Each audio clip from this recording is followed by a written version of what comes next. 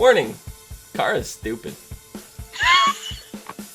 Don't even. Oh my god. I want. This is how I started the Arrow podcast this week. Oh yeah. I'd see a recurring theme.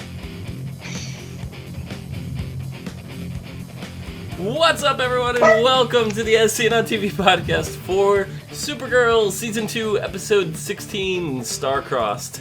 I'm your host, Dom. With me, we have Nikki, Cleo, and Rachel. All of our main characters are idiots. Yeah, I Here's don't the thing, though. I don't see this trend ending anytime soon. No. I have a feeling it might with Kara and Barry because they're gonna spend some time together and maybe they'll both see, oh, we're doing the same stupid thing. Yeah, maybe. Let's stop. Maybe. Lee Lee in chat is saying, no, Win is stupid.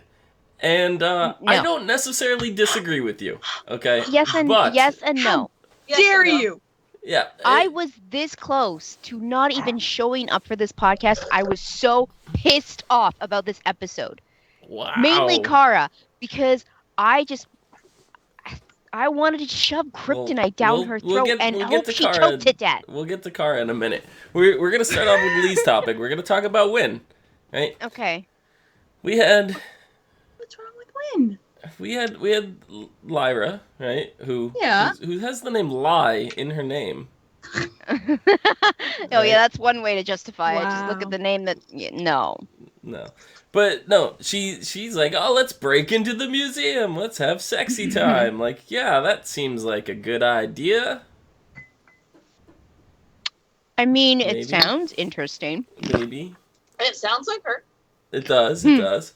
But then some art gets stolen. More specifically, Starry Night. Mm-hmm. And Maggie brings Win into custody. Yep. And then Alex is just like, can't you give me a heads up when you're gonna arrest my friends? And I was like, I don't really think that's how that works, Maggie. But it's not. I kind of see where you're coming from. I kind of see it. You could at least be like, look, we're arresting your friend. And then you have to take him anyway. Then you're telling him, it's whatever. Mm-hmm. But, yeah, I don't know. Yeah. So. I don't know. I can't really fault Win for that. Mm-hmm. No. No, she was conning him from the very beginning. So it doesn't mean he's stupid. You're being conned. Yeah. And along the way, as I say, along the way, things happen. Mm-hmm. Yeah. Yeah, I mean, she did like him. She had a good she reason. Said, though, right? He was different. Yeah, she had a good reason, and you could tell when Win went into the motorhome, trailer park, whatever, and he said, "Look, if you tell me you have no feelings for me, I will turn around and leave." And she did. She looked him right in the eyes. Win knew she was lying. Mm-hmm. He knew she was lying, but with that being said, she had a good reason for lying, right? Yeah. Mm-hmm. But at the same time, John Jones pointed out, you don't know if this is another con. Have you ever heard her mention her brother? Has she ever talked about her brother? It's kind of convenient that this comes up now, when she's caught red-handed kind of thing.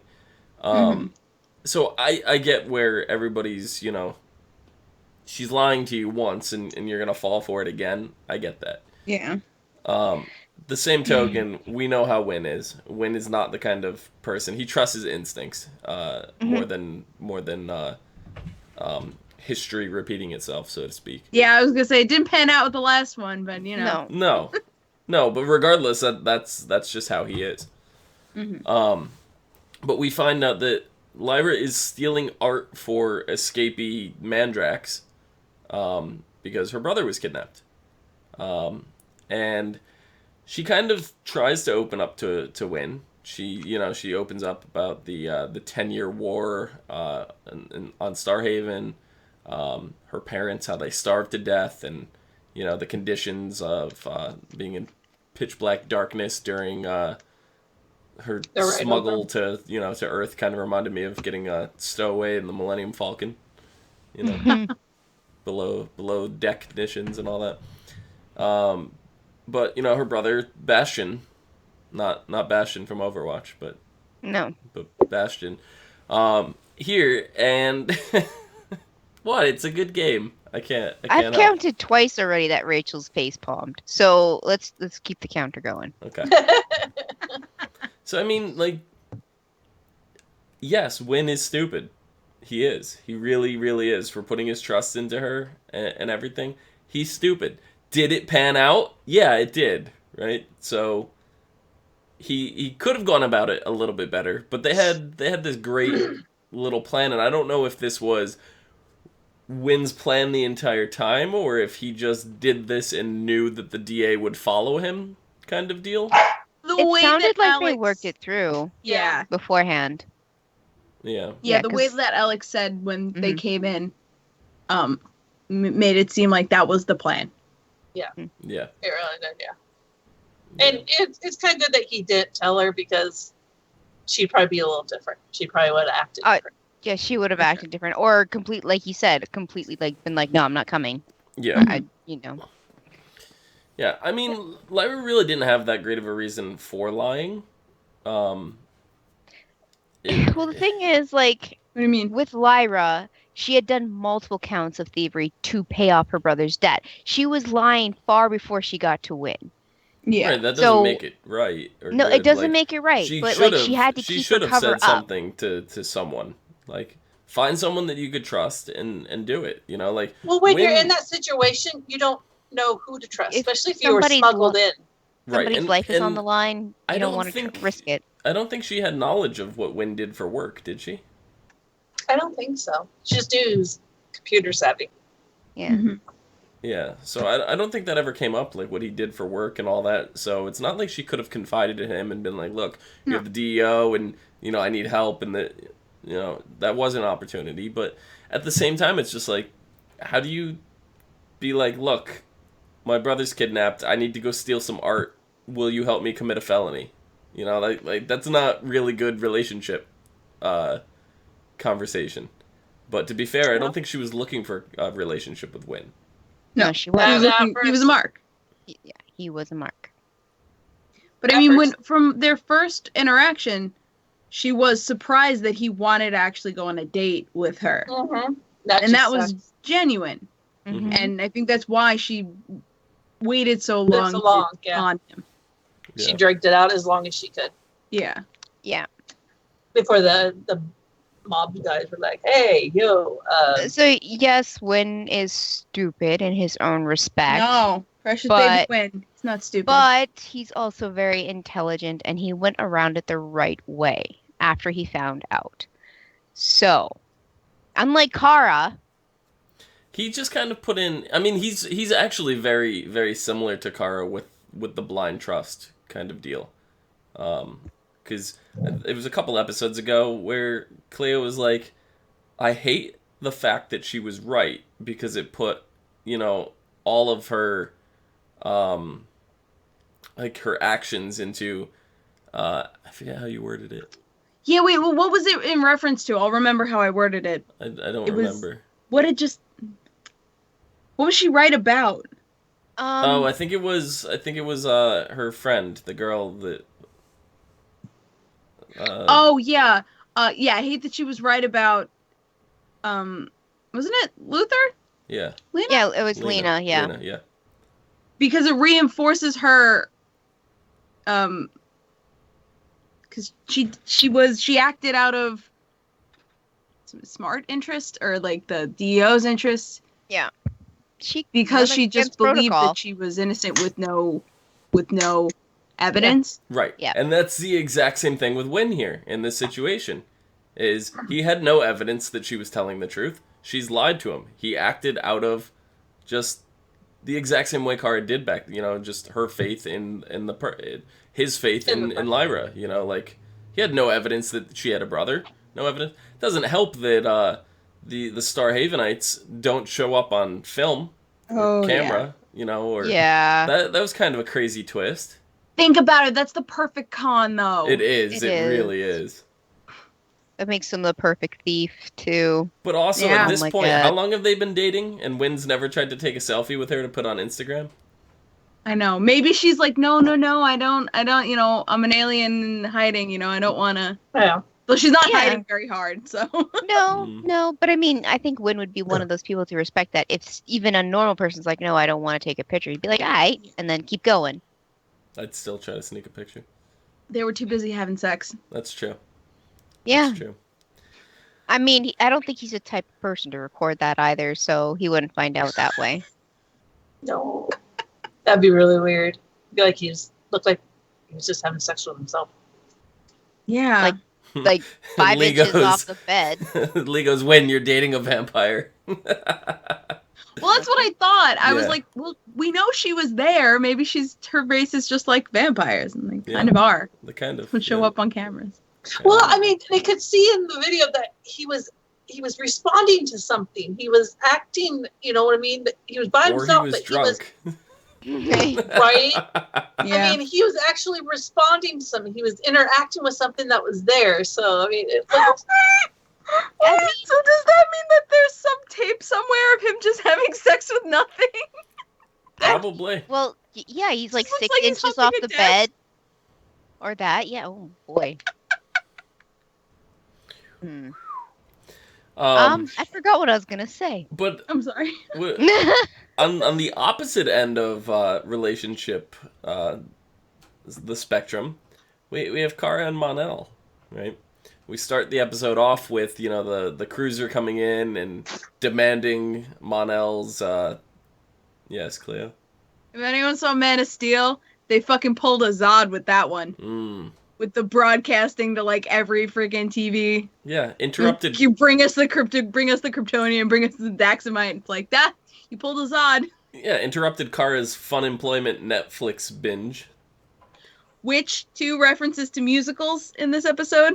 Yeah. they were going to watch Funny Face, which is like an awesome. I This love whistle Funny looks Face. like, I'm surprised that Kara is not more of a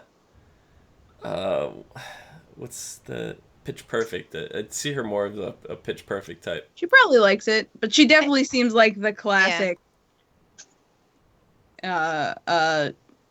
golden age of musicals. Yeah. Hollywood musicals. Yeah. But interrupting her Netflix binge, they get called to the DEO, emergency, whatever. Kara goes to go fight the ship, and Mon-El's just like, nope. Beam me up, Scotty. And Well, she didn't go to fight it. She went to go investigate. But they shot at her first, and that was another instance. yeah. And then we find out that this is in fact, not that we didn't already know, but they're Mon-El's parents, Rhea and Largand, who was played by the former Lois Lane and Hercules. Yeah. Kevin Sorbo. Fuck yeah. Hercules. But it's kind of interesting. We have dinner, dinner again. Oh my god, that Another was the family worst dinner that dinner. went It was so awkward wonderful. as fuck. Oh my god, that was like reminiscent of every awkward family dinner you You could know have had. what? It's like all put together. The CW has a thing for awkward family dinners. I'm just pulling this from I think- everything I I've think watched Thanksgiving recently. dinner went okay, didn't it? Yeah, it wasn't too Thanksgiving bad. was okay. I don't know. It was the dinner with the dad, like a couple Valentine's episodes ago, Day that was kind of weird. the awkward one. Oh, Yeah. But yeah, no, this is, and they're all taking stabs at each other. It was Kara and the mom were taking stabs at each other. Yeah. And the There's a dad cat and fight. Mon-El are sitting there going, I thought, Kara was more like jabbing at Mon-El because she was focusing on that, oh my god, you've lied at me the whole time. Whereas she left herself wide open for the Mon-El family, except for Mon. I mean, yes, she was, but at the same time, I looked at The it too mom because was being Kara's a opinion mom. on Daxamites in general, like this entire season, have been really strong. Like she's been very opposed to Daxamites, and it's been no secret. Yeah. So, you have Mon-El, which, see, this is one of those secrets I can understand why Mon-El didn't want to tell Kara. Oh, definitely. And Secrets and Lies, not the TV show, but they're not good for the most part. No. And we're dealing with this on a number of shows right now. Yeah. It's kind of like the theme of this season of shows, but with this one season here, of shows? Yeah. The season of shows? Well, more so the superheroes. I'm not just talking about superheroes. I'm talking about everything. I'm talking about everything we're covering. Like, big things are coming up. Okay. But all right. Not just the superhero shows that it's been a running theme forever, but no, just like everything that we're dealing with. But in this secret in particular, I don't see it being that big of a deal. I don't either. She's making bigger. I think she is. I think it has more to do with his mom than anything else that it does have to do with him. It's definitely the fact that he is embarrassed by who he was. He's trying to be a different person. He does not want to be remembered for who he was. He wants to make himself a better person. He even said to his mother later on in the episode, he goes, just being near Kara, whether we're together or not, makes him a better person. Makes him want to be a hero. And that is the entire reason he didn't tell Kara, because just go back and listen to the way Kara's talked about the Daxamites, this entire thing. And for him to be royalty, they kind of lived, and that has a lot to do, especially at his age and everything, with the way his parents did things, and he saw it no other way. Like that's just the way he saw it, growing up. It's not to say it was right, because it's definitely not, but now that he's gotten out on his own, and he's gotten away from them, and he's gotten to live and see how the world really is, not his planet, but, the universe, whatever, and Earth in particular, and he just doesn't want, he said to his parents, it makes him sick to see how little that they cared for his people. And if you noticed, his mom was doing most of the talking. His dad was just sitting there. Oh, his dad almost had like that "I'm proud that you grew up" look on his face. You know what I mean? I think he kind of had like a shocking realization himself. Yeah. Of maybe we haven't been the best of people. Yeah. I don't think it was he was proud of them. I think it was he was shocked that maybe we haven't been doing things right. But he almost did have like that. Okay, he has points, and he wants to stay here. We can't force him to come back. I mean, they could, but I don't think his dad doesn't seem like the type to really force his son to do that. Kind of. I don't know. I just figured his mom was more of the. Yeah, but the thing about the stronger dad is, one. The thing about the mother was clearly the one in charge. But the thing about the dad is we didn't get anything from him. Basically, I feel like he said a couple lines, and I couldn't read him at all. No. And, I feel like that was almost a waste of a character, because he said, to leave and never return. I'm hoping that's not the case. Are you kidding me? Yeah, I'm hoping that's not the case, because we need more out of him. For a role like that, and just to send him away and that's it, no. Yeah, no. No, the way that they were bringing up the slave plant and everything, they're not going anywhere. They're going to try and break him so that he comes back with them. Or the mom is. Mom's going to try to break them. I think they're trying to, a false, feeling for the father. They want us to think that he got that, he has that shock factor, oh my God, maybe we were the worst people. Uh-huh. They're trying to make us feel that way when he's probably the bigger bad in the situation. But, mommy, you always go to your mommy to get something first, right? Then you go to your dad. Depends on the parents, but... Yeah. But, I mean, the whole issue is not the Daxamites this episode. It's fucking Kara. I'm sorry. She's terrible. I mean, you look at the real kind of speech, and it wasn't a speech because it was completely improv, but by Mon-El when he goes to talk to Kara, and he admits, look, I was a spoiled, selfless, useless... Or I was a spoiled, useless person, but I didn't know that until I met you. And, it was that whole like, really heartwarming opening up kind of moment. And Kara's just like, yeah, and we're done. And he was starting to cry, and I was like, no, don't, because I will, don't. Cause. Oh my god. You don't understand. I felt robbed, because from the beginning, I'm like, oh, it seems like this relationship is going to be good, but they're going to fuck it up. Like, the writers are going to have to fuck it up for it to be interesting at all. So, like, I couldn't even be emotional there because I had seen it coming a fucking mile away. There's that, yes. As like, love is heartache and it's hardship, it's hard, it's like, yeah, and if you really care about the person, you get over it. Find a way to move Kara, and she's just like, nope, it's over. She must not care enough then. The hardest part about this too was she had that heart-to-heart with Win, and Win was like, look, Mon-El probably had a good reason for whatever dumb thing he did too, kind of like relating his situation with Lyra, and after hearing that, Kara's still like, yeah, we should break up. Because the thing was, Win she's said, thinking about what his mom said to her. And what Win said was, is the lie, or is what he did worse than how you feel? Like, is it worth it? And in that moment, Kara's like, no, you lied to me, it's not worth it. That was her decision. It's stupid-ass decision. We may not agree with it, but it's hers, and she's probably gonna, in like an episode or two, she's gonna take it back, and she's like, I'm gonna hurt you before you get a chance to hurt me, kind of. Okay, her life started new as soon as she got to Earth. Just like Mon-El, his life started over as soon as he got to Earth.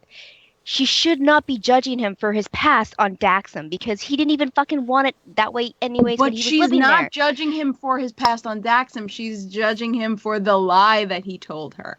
Well, no, she's also kind of judging him for the past. Yes, the lie is the major factor here, but, like, she had to throw in his face, well, what about the Kryptonian emissary? Did he deserve to die? Like, she's still no, that was wrong. It was wrong. She shouldn't have brought that up. It was wrong. No, it was wrong on Mon-El's part too, though. Like, he shouldn't have killed, whatever. I get he's trying to save himself. He's being selfish. He didn't kill him. He didn't. The guard did. The guard killed him. And he said, "Oh no, don't do that!" Like, he screamed no when the guard went to shoot him. Like, don't do it. And then it happened, and he jumped into the pod because he had no other freaking choice at that point. Yeah. Like, that's how it played off. It was like, the Mon-El guard was shot him. basically dragged out of bed, shoved in a pod. Yep.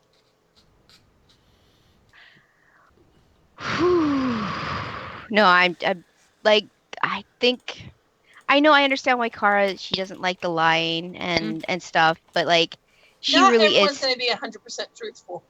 No, and she needs to realize that. There's that. She's not even 100% truthful most of the fucking time, so she can't take that on other people. Oh God, we're gonna have like a Cisco revelation. It's like, oh, I lied as well. Oh God. But with the speech that his mom told to Kara about, he can bring forth the new blah, blah, blah. It might have a little bit, she got into her head a little bit. Of course. Yeah. So as headstrong as Kara is, she can be manipulated still. See, now Kara's got one hell of an advantage when it comes to running away. Because normally, you end up, you're in a bad place from a bad breakup, whatever, and you lock yourself in your house and you watch Netflix. Well, Mon-El's got the key to her house or whatever, she can't do that, so, or she can go to a friend's house or, whatever. That's what normal people do. Kara takes it to the next level and wants to go on an interdimensional vacation to see Barry, right? And not necessarily see Barry, but obviously to get away, because she was side-eyeing Mon-El the entire time when she was saying that she needed the interdimensional vacation. Of course she was. I mean, that's just ridiculous. I'm sorry. She's being ridiculous. Well, yeah. And then, we see Win drooling over the portal gadget that Cisco made, saying, look, if me and Cisco were ever on the same Earth together, we'd be besties. Best friends. Make it happen. Make it happen. It needs to. Please. Well, we do know that more than just Kara goes over in the next episode to cross over with the Flash. I think it's John and Win and Supergirl and Mon-El. Is it the four of them or just the synopsis for Flash said? I'm gonna read the synopsis for Flash in a second. So, okay? the Music Meister makes his debut. Comes in. Darren Criss, everybody. Darren Criss. And then he says that he allowed himself to get caught. He kind of swirls his eyes at Kara, and then he uses the portal gadget to escape to Earth 1, saying that he needs to go chase down the fastest man alive, leaving Kara in some kind of like weird coma to them. But we get a little glimpse into that and see Kara forced on stage in like a 1970s nightclub. Oh, that was like 1940s, honey. 40s? Yeah, that was that 70s. That was not disco era. It reminds me of what Gotham does with their nightclubs, and that's set in like the 70s. So. But Gotham's aesthetic is much older than 70s. Yeah.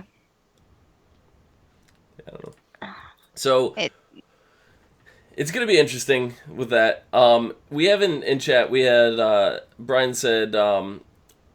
I'm pretty sure we were told that this was going to be a musical episode, and I was under the impression too that there was going to be a musical aspect to this episode as well. We got Wynn singing a little bit, but that doesn't really count. And he did have a pretty decent voice. I'm gonna say he does. Yes. But I went back and I looked, and they said it was a crossover event. They never specifically mentioned that the Supergirl episode was going to be a musical. So I think it was just kind of implied that, and it's much the same way that this is very similar to how Supergirl was handled for the Invasion crossover. Invasion, yes, it happened. The same thing happened with Invasion. And honestly, when Mon-El and Kara were having the very like touching scene, they were talking, she tells him to leave and closes the door. I swear, in between like the silences, I thought one of them was just gonna start singing. I was like waiting for it. Yeah. So the episode ended with to be continued on the Flash. So it's no secret that it's carried over onto there. So we're gonna have the honor of having Rachel on the Flash tomorrow night. She's so excited, guys. Can't you tell? To join us for the conclusion of Kara's story. Rachel, it's a musical. It's a musical. It's a musical. Don't even look at the title. Just say it's a musical and just be like, yes. So I'm DVRing it. So tomorrow I have a lot of shows. Yeah. So for the Flash episode, called Duet, I think it was Duet. Yeah. Barry and the team are surprised when Mon-El and Hank Henshaw arrive on Earth carrying a comatose Supergirl who is whammied by the Music Meister. Unable to wake her up, they turn to Team Flash to save her. However, the Music Meister surprises the Flash and puts him into a similar coma, one that Team Flash cannot cure. Kara and Barry wake up without their powers in an alternate reality where life is like a musical, and the only way to escape is by following the script, complete with singing and dancing to the end. So that means we're only going to get Kara and Barry singing, nobody else in the cast? Yeah. No. That's not true. John Barrowman's going to be in this episode. Yes. John Barrowman plays a barkeeper. Stein from Legends of Tomorrow is in here. And he sings. And he's a huge stage performer. Yeah. So, he sang on Legends twice. Yeah. So I feel like other people get incorporated, whether it's not them dreaming that these people are with them or if they actually get whammied by the Music Meister. The synopsis is usually vague to leave surprises and stuff, so... Yes. I need Cisco to sing. I need it. It would be nice. I need air. However, but next week's episode of Supergirl is called Distant Sun, where we get return of Linda Carter as the president. And Kevin Smith also directs this episode. I think this is Kevin Smith's first Supergirl episode. Yes. So, a large bounty is put on Supergirl, and aliens from far and near attack National City, intent on taking out the Woman of Steel. Alex and Maggie run into Maggie's ex-girlfriend, Emily, who is in town for a week. And Hank gets an interesting order from President Marsden.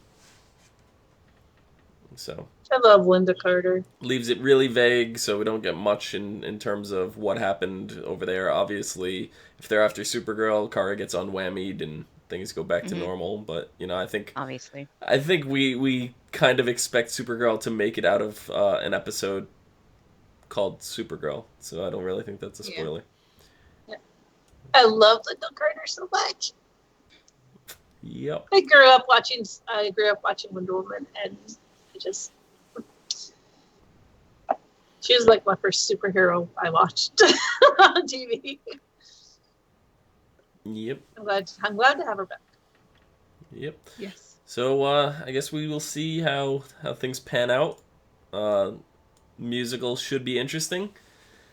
I'm not a big fan of musical stuff, but I must say, when it came time for the musical Psych episode, I absolutely love that. So we'll have to see how this one pans out for me. I know I don't have the popular opinion here, but we will see.